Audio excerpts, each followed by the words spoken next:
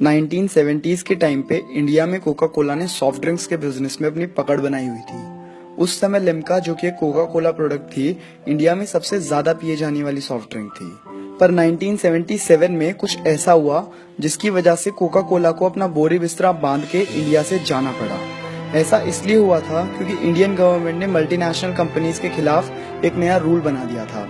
Coca Cola India में एक लौता Cola brand था और अब इस टाइम पे इंडियन मार्केट में कोला ड्रिंक्स के लिए जगह खाली थी। ये पार्ले कंपनी के ओनर्स चौहान ब्रदर्स और प्योर ड्रिंक्स के ओनर सरदार चरणजीत सिंह के लिए एक सुनहरा अवसर था। इस मौके का भरपूर फायदा उठाते हुए पार्ले कंपनी ने अपनी सॉफ्ट ड्रिंक थम्स अप को उतारा और वहीं प्योर ड्रिंक्स कैंपा कोला को सामने लाई। थम्स अप के नए लोगों के नीचे लिखा था happy days are back again, जिसने इंडिया को ये बताया कि कोका कोला का रिफ्रेशिंग टेस्ट अब लौट चुका है।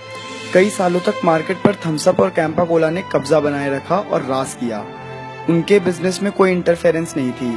थम्स अप उस टाइम पे अपनी सारी मुमकिन कोशिशें कर रहा था मार्केटिंग करने के लिए, जैसे क्रिकेट मैचेस और म्यूजिक इवेंट्स की स्पॉन्सरशिप्स। उस समय के एक एडवर्टीजमेंट ने ये कोट यूज किया था कि फूड, फ्रेंड्स और थम्स अप, और थम्स अप को टिपिकल इंडियन फूड जैसे समोसा और डोसा के साथ दिखाया था, जिसने कई इंडियंस को थम्स अप पीने के लिए कन्विंस कर लिया था। थम्स अप ने इंडियन मार्केट में बहुत सही पोजीशन बना ली थी और अब इस मार्केट में एक नई मल्टीनेशनल कंपनी आई जिसका नाम था पेप्सी। पेप्सी बहुत हाई प्रोफाइल एडवर्टीजमेंट्स के साथ उतरी थी और इस बार पेप्सी का एडवर्टीजमेंट जूही चावला और रेमो फर्नांडिस कर रहे थे। पेप्सी ने थम्स अप को बहुत मुश्किल समय दिखाया था, पर थम्स अप ने कभी हार नहीं मानी।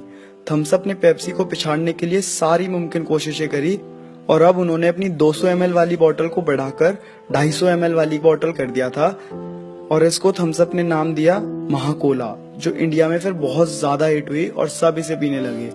फिर थम्स अप ने अपने एडवर्टीजमेंट्स में कुछ ऐसे लोगों को दिखाया जो थम्स अप के लिए किसी भी हद तक जाने के लिए तैयार थे और इस एडवर्टीजमेंट सीरीज का उन्होंने नाम रखा टेस्ट द थंडर। इसके बाद थम्स अप के लिए सब कुछ स्मूथ चल रहा था और अब थम्स अप पूरे सब कॉन्टिनेंट में सबसे ज्यादा पिए जाने वाली सॉफ्ट ड्रिंक बन गई थी। पर अब स्टोरी में एक ट्विस्ट आया। 16 सालों के बाद कोका कोला ने फिर से इंडियन मार्केट में एंट्री करी। कोका कोला ने तो ये माना हुआ था कि इंडियन मार्केट बड़ी ही बेसब्री से कोका कोला का इंतजार कर रही होगी, पर कोका कोला को ये नहीं पता था कि कोका कोला का सब्स्टिट्यूट अब थम्स अप आ चुकी थी इंडिया में।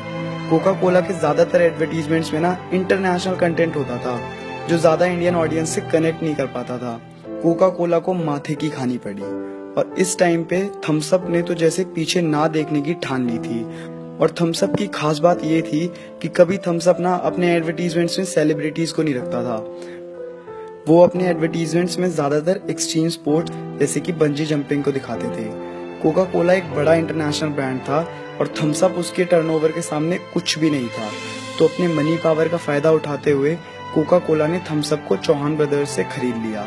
कहा तो ऐसा भी जाता है कि कोका कोला ने चौहान ब्रदर्स के सामने ये ऑफर रखा था कि या तो तुम मुझे थम्स अप बेच दो या फिर मैं पूरे इंडिया को 1 साल तक फ्री कोल्ड ड्रिंक पिलाऊंगा। इसी चीज से डरकर चौहान ब्रदर्स ने थम्स अप को कोका कोला को $60 मिलियन यानी कि आज के 400 करोड़ रुपए में बेच दिया। इसके बाद से ही कोका कोला इंडिया की नंबर 1 बेवरेज ब्रांड बन गई।